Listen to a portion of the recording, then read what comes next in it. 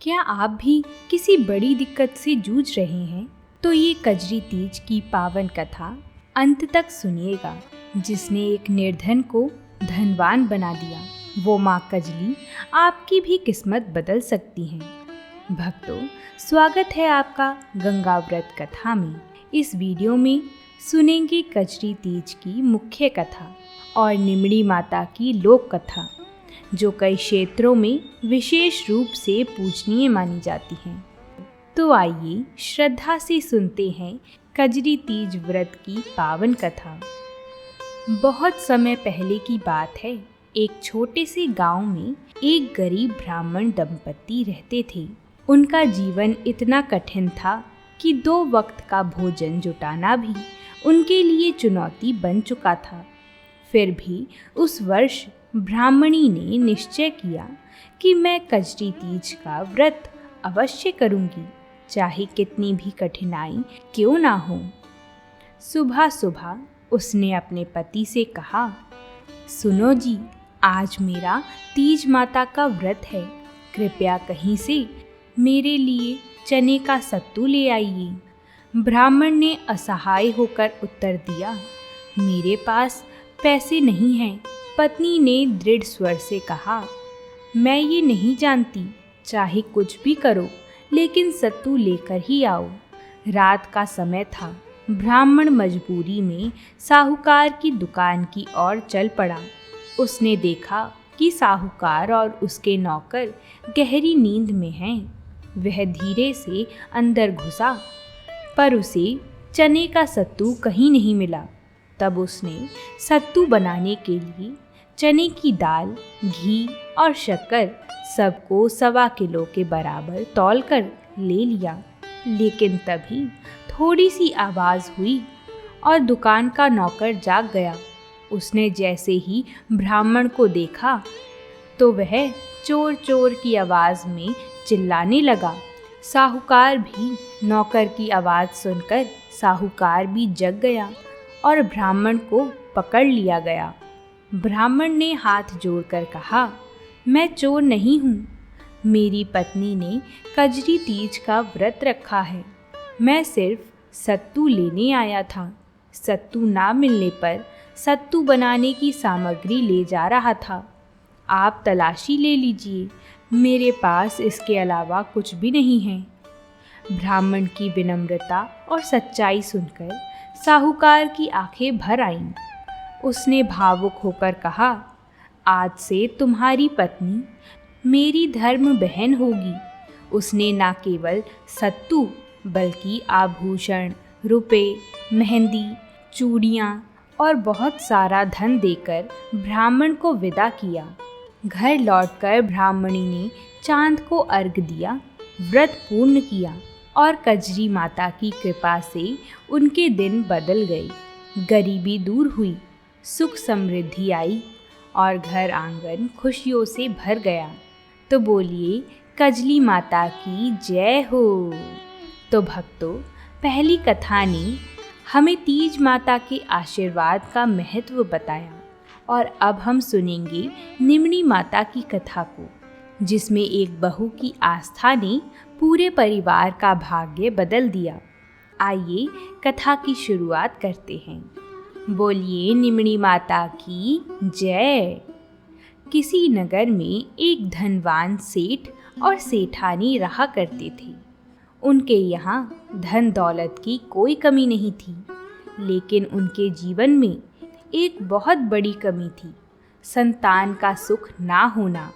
एक दिन संतान की चाह में सेठानी ने भादों की बड़ी तीज का व्रत रखा और तीज माता से प्रार्थना की, हे निमड़ी माता, यदि मुझे पुत्र रत्न की प्राप्ति हुई तो मैं आपको 1.25 मण का सत्तू चढ़ाऊंगी।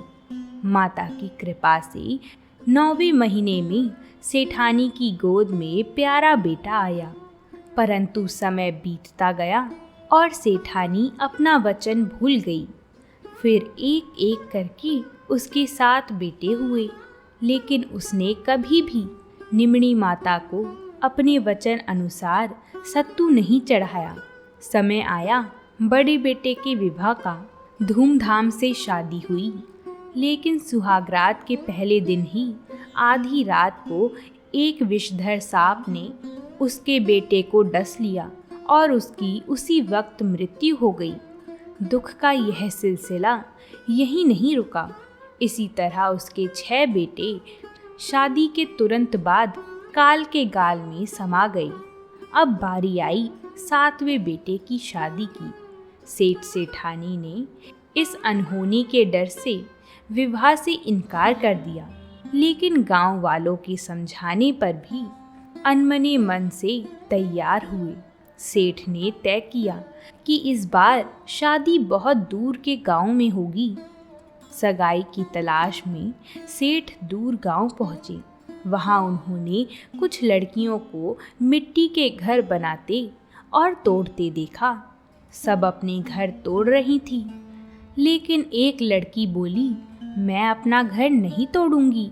यह सब वहाँ होता देख सेठ को लगा कि ये लड़की समझदार और स्थिर स्वभाव की है। उन्होंने उसके माता पिता से मिलकर अपने बेटे की सगाई उसी लड़के से पक्की करा दी और विवाह का दिन भी तय कर दिया।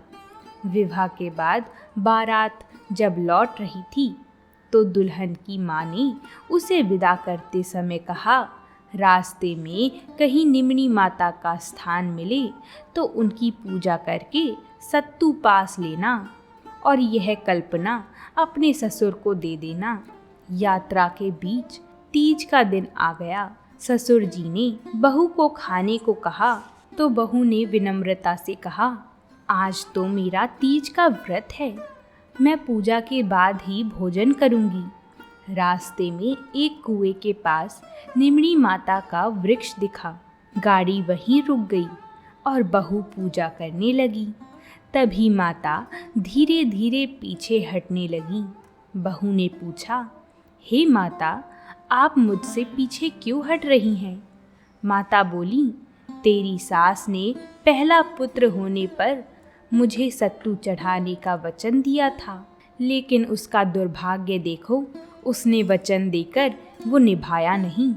बहू ने हाथ जोड़कर कहा, माता, हमारी भूल क्षमा करें, मैं स्वयं आपको सत्तू चढ़ाऊंगी। बस मेरे 6 जेठों को जीवन दान दे दीजिए। बहू की सच्ची श्रद्धा और भक्ति से प्रसन्न होकर निमनी माता ने आशीर्वाद दिया। बहू ने विधि पूर्वक माता की पूजा की, चांद को अर्घ दिया और पूजा का थोड़ा अंश अपने ससुर को दे दिया। सुबह जब बारात ससुराल पहुंची तो चमत्कार हुआ। उसके 6 जेठ जीवित होकर दरवाजे पर खड़े थे। घर में खुशी और उत्सव का माहौल बन गया। सेठानी भावुक होकर बहू के चरणों में झुक गई और पूछा, बेटी, यह चमत्कार कैसे हुआ? तब बहू ने मुस्कुराकर कहा, सासू माँ, आपने निमनी माता से किया हुआ वचन भुला दिया था, वही आज मैंने पूरा किया है। तब सेठानी को अपनी भूल याद आई। अगले वर्ष कजरी तीज पर उन्होंने 1.25 मण का सत्तू निमनी माता को चढ़ाया, भव्य पूजा की और घर में सदा के लिए सुख समृद्धि का वास हो गया।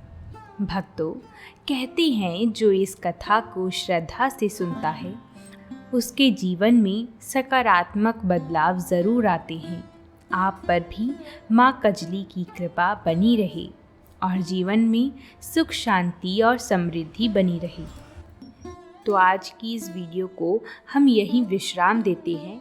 अगर आपको ये वीडियो थोड़ी भी पसंद आई हो तो वीडियो को एक लाइक और कमेंट बॉक्स में अपनी राय ज़रूर लिखें और ऐसी ही व्रतों से जुड़ी कथाओं को सुनने के लिए हमारे चैनल को सब्सक्राइब कर लें।